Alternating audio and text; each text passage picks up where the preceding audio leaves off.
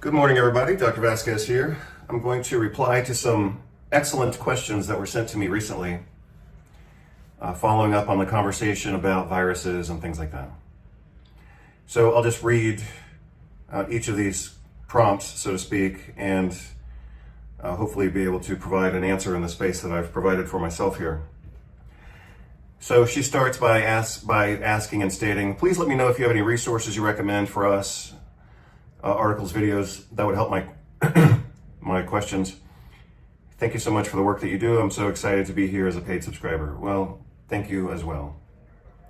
Otherwise, I wouldn't be dedicating time to think about this and do it and edit it and post it and all that.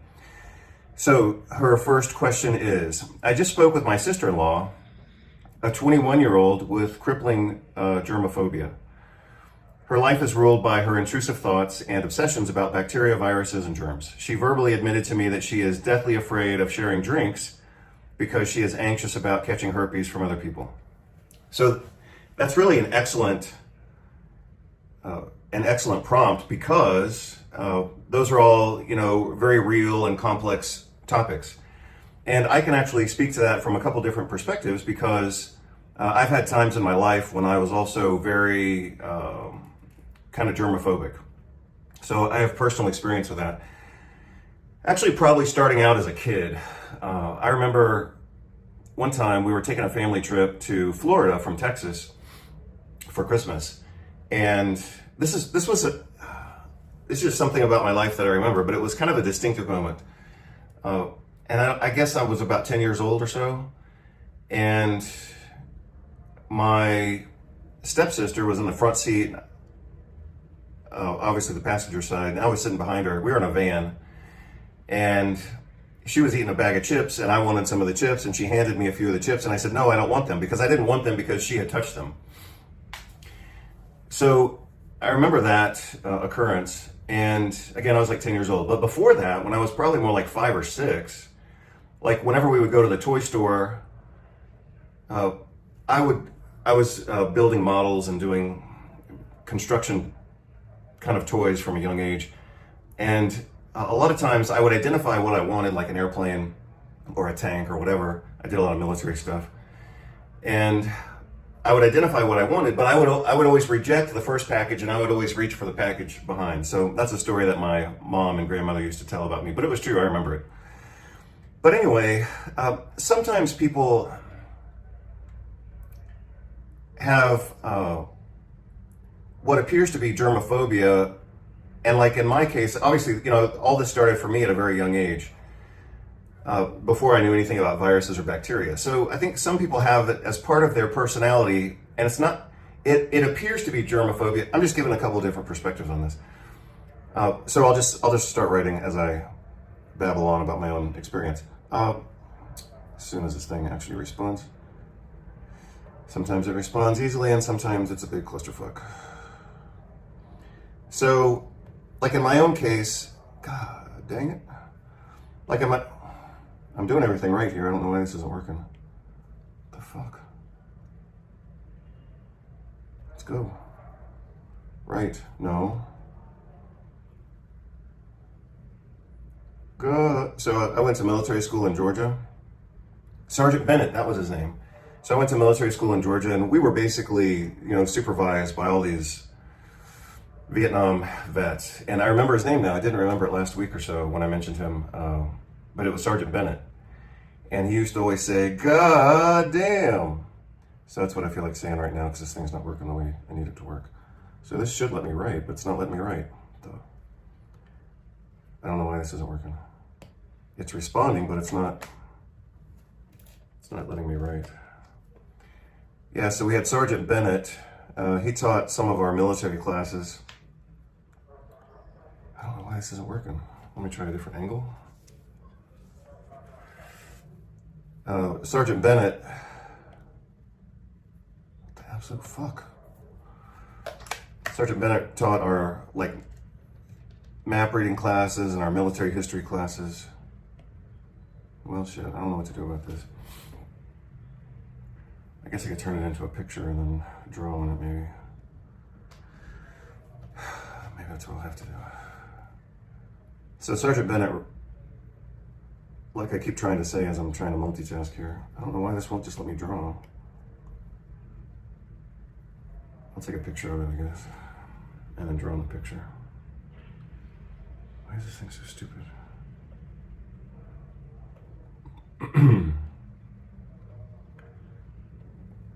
So, you know, all these quirky old military vets. Oh, this sucks. Certainly had their personalities, and part of Bennett's personality is he would always say, "God damn," but he would kind of draw it out. Oh, let me see. Yeah, this works. Okay.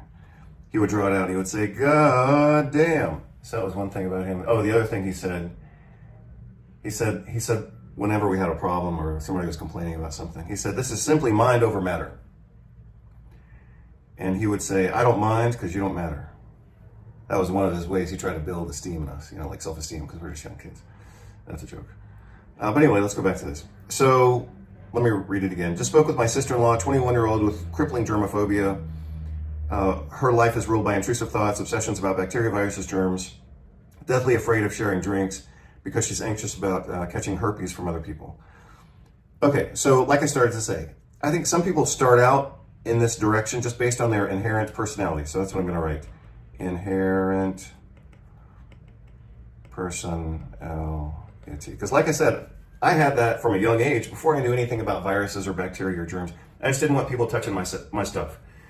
And I think that it was then, as it is now, an awareness, so I'll just put comma, some type of awareness of difference or separation.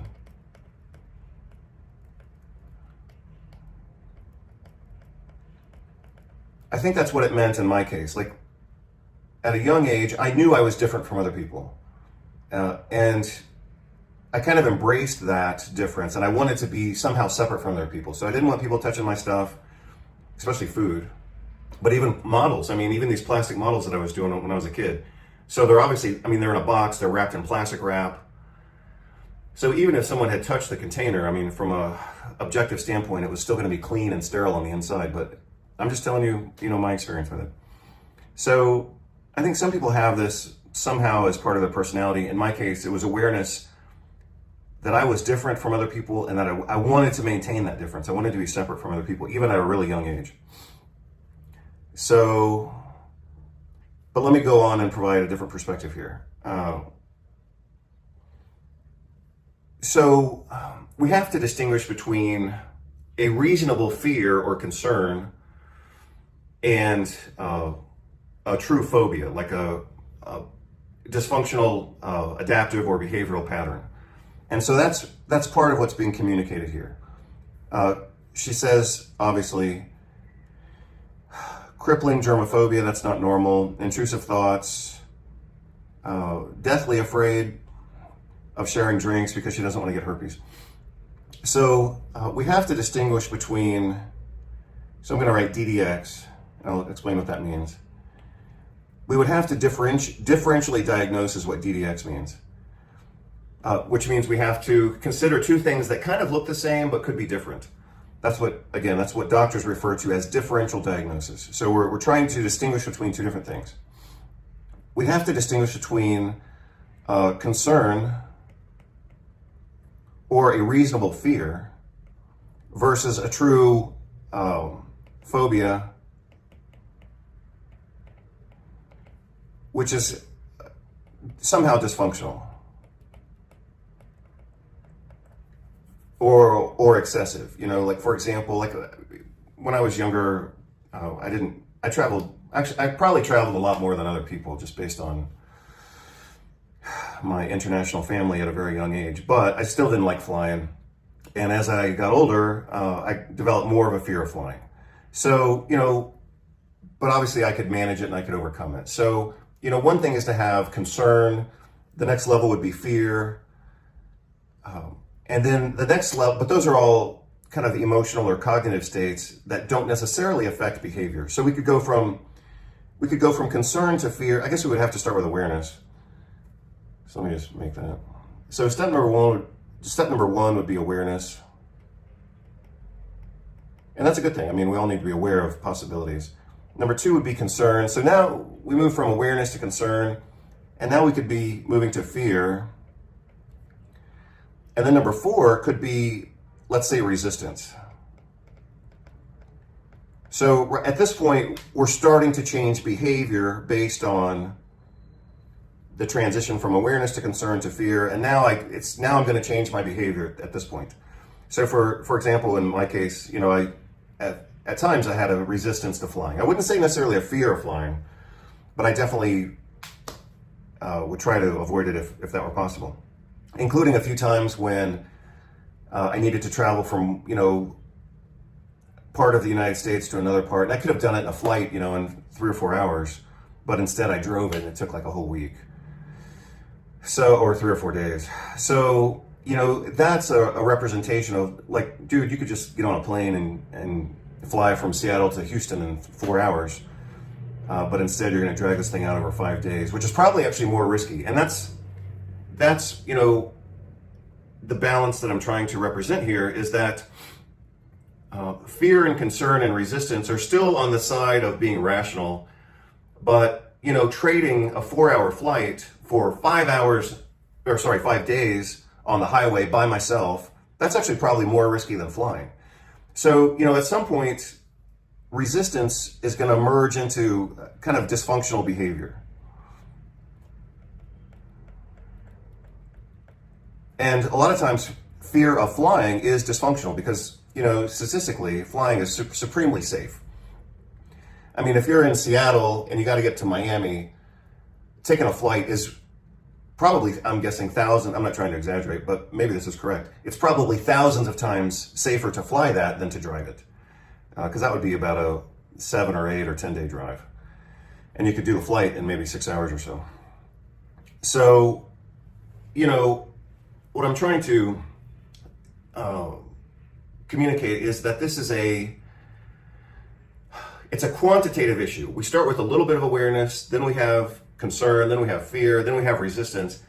But at some point, that quantitative difference becomes a qualitative difference, and we go from being aware and functional to dysfunctional. So, for example, what is stated here is that this young woman has so-called crippling germophobia. So that's, you know, that's a perspective, and maybe it's accurate. It probably is accurate, otherwise she wouldn't have said it that way, that strongly. Intrusive thoughts. So I'm guessing that this is a person that has a tendency towards anxiety. I mean, obviously anxiety, maybe to the point of being obsessive, and her chosen topic of anxiety and obsession is, you know, germophobia. And like I said, I can relate. I've had times in my life when I was really germophobic, like when I was in my early 20s. I moved from Houston, Texas to Portland, Oregon, and that was a great move for me. It was very important in my life, but it was also very stressful. I was very alone. I had no idea what I was doing. I had never moved, you know, obviously cross country by myself before. Even though I had lived away from home since I was 16 years old, I went to military school, you know, so I didn't have to figure things out on my own. I just went there and had to adapt. But in this case, when I was in my early 20s, moving from Houston to Portland, it was a totally new frontier for me. And it was overwhelming. And one of the things that happened is I developed a lot of anxiety around my health and germs, and like thinking I was having panic attacks and heart attacks and whatever else. So when people are stressed or anxious, and then they start to manifest germophobia, the true problem is the stress and anxiety, which is manifesting as germophobia. So if we just talk about the germophobia, that's probably not going to create a good solution. Let me see if this thing lets me write again. So I suspect that she has some underlying stress or anxiety going on, and that could be psychosocial. Like something emotional going on in her life. Or it could be biologic, like something organic going on. So I'm just going to say biochemistry. Such as deficiency of B2, B6, maybe B12, or magnesium. Those are the most, and vitamin D, of course. Those are the most common nutrients that causatively associate with anxiety. And I could probably say long-chain omega-3 fatty acids. What else? Now, the last thing I'll mention with regard to this particular question is what she says at the very end. Deathly afraid of sharing drinks because she is anxious about catching herpes from other people. Well, again, we would have to, or a reasonable approach to that prompt would be to determine where we are on the spectrum of awareness. So are we at number 1, awareness, number 2, concern, number 3, fear, number 4, a resistance to the point of behavioral change that could be good. You know, number 4, I'm going to say, is kind of the borderline between cognitive awareness versus behavioral change. Or, what should be number 5, we could say number 5 is becoming a dysfunctional phobia. So it sounds like she's, well, let me say this 2 different ways. She's being described almost as having a dysfunctional phobia. But this may actually be reasonable. And I would say that it's not unreasonable. So, sorry, I changed colors, but I don't want to change colors. I'm gonna agree with her. I'm gonna agree with our 21-year-old sister-in-law here. 50% of the population has herpes simplex virus type 1. That's typically the oral or milder form of herpes simplex virus. 20%, this is based on research I looked at about 17 years ago. I presume it's still accurate. 50% of the global population has herpes simplex type 1. 20% of the global population has herpes simplex virus type 2. A few people have both, and of course some people have neither one. But you know, the probability of encountering a friend or family member or romantic interest that has herpes is really high, especially if you've, you know, had more than a couple dozen dates in your life. You have probably been with someone who had herpes of one type or another, but that doesn't necessarily mean that you would have contracted it. So if you see someone with a herpes outbreak, whether it's genital or oral on their mouth, you know, we call them fever blisters. If you see an outbreak, then you're seeing evidence of the presence of the infection. The virus lives in what's called the dorsal root ganglion typically, but it lives within the cell body, and sometimes it gets reactivated. And when it becomes reactivated, you get this inflammatory response that manifests on the skin as blisters, whether it's genital or around the mouth typically. But it could be other places. Some people have it in their hands, fingers, face, whatever, nose. So if you see it, you know they've got it, and you know that it's contagious at that point, because the virus is actually being shed through those nerve terminals into the skin.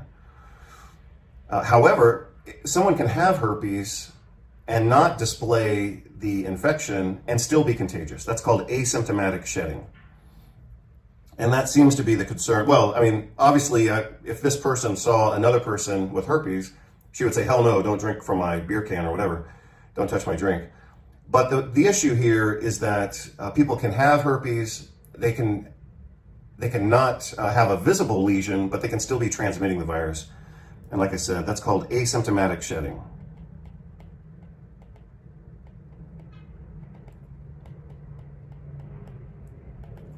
Yeah, that's a real deal. I mean, that happens.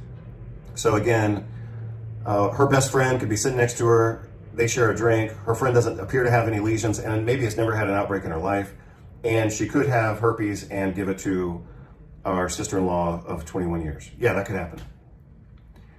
Another case that I've seen, and I was thinking about this a few weeks ago, but like 2 or 3 weeks ago before I saw this question, I remember seeing in the research literature a case of, I believe it was a young person who contracted herpes after sitting in a hot tub with a friend who also had herpes. So one friend had herpes of one type or another, I don't know which, and the other friend had eczema, which means that he or she had open skin lesions.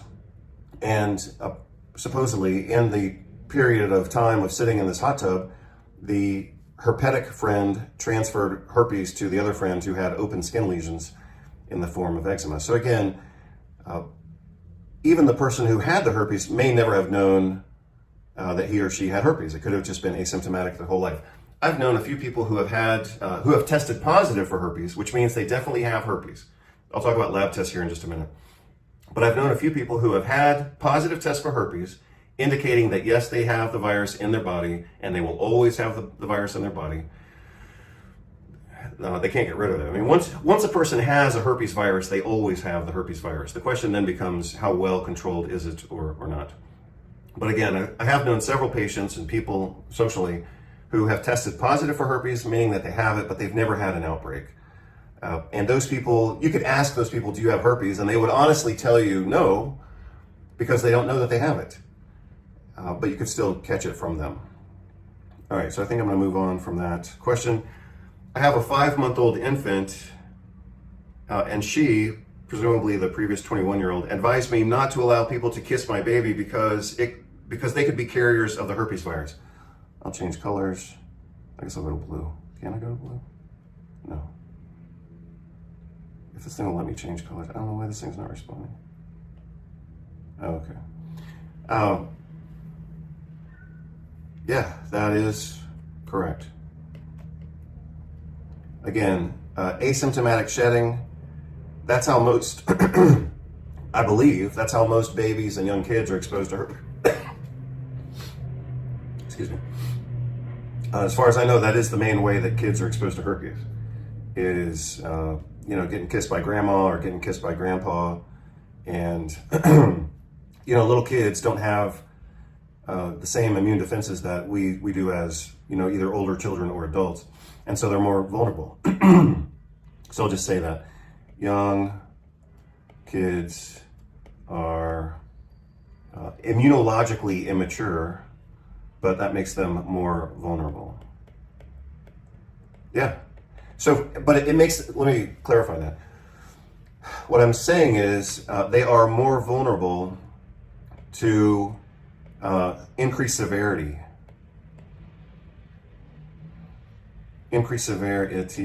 of, let's just say HSV, but a lot of different types of infections.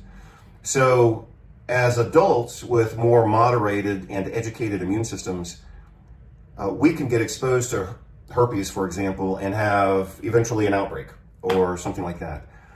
But generally speaking, the rule is that adults can manage it. They may feel sick. So after what we call primary infection, specifically with herpes in this case, but I presume it applies to other viruses as well.